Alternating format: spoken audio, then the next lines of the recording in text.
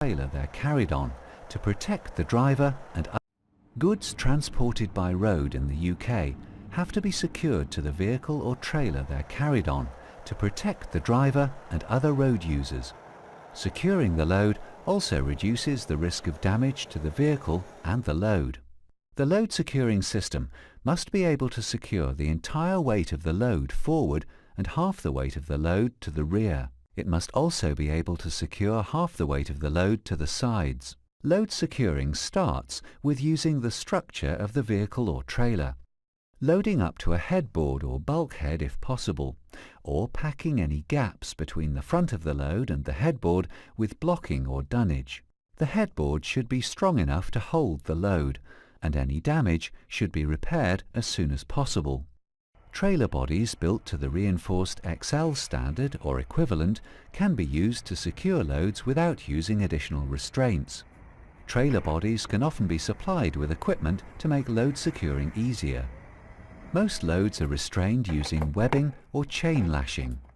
There are two main ways to lash a load: direct lashing and frictional lashing.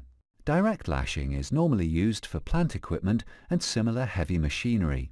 One end of the lashing is attached to the load and the other to a lashing point or the vehicle chassis. Lashings are used in opposing pairs to prevent the load moving.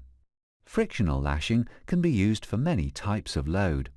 The lashing should pass over the load from one side of the vehicle or trailer to the other. The number of lashings needed will depend on the weight of the load, friction between the load and the load bed, rating of the lashing, angle of the lashing relative to the load bed, and how many tensioners are used. The angle of the lashing relative to the load bed is very important with frictional lashing. The lashing should be as close to vertical as possible. If the load is very low, think about placing a pallet or other packing on top to increase the angle of the strap relative to the load bed. The friction between the load and the load bed can be increased by using friction matting or high friction floors. Working at height should always be avoided if possible. Even a low fall can lead to serious injury or even death. Lashings aren't suitable for every type of load. Crushable loads may need to be transported in a stillage or box, or secured using rated tarpaulins or nets that wrap around the load. Webbing straps can cut into packaging or bags when they're tensioned. Edge protectors or edge boarding can be used to protect the load. Loads that are likely to settle, such as aggregate and powder, can be difficult to secure. A webbing strap may be tight when the vehicle sets off, but quickly go slack as the load settles. Other methods of securing may be more suitable for this type of load.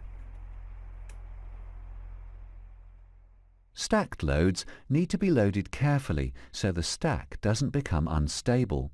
Drivers are often injured when unstable loads fall off or out of a trailer during unloading. A stacked load should be stable without lashings. Whatever load securing system you use, it's important to be able to show that it secures the load properly. A load plan or load docket tells everyone involved in loading, transport and unloading what they need to know about the load and how it's been secured, so it can be transported safely.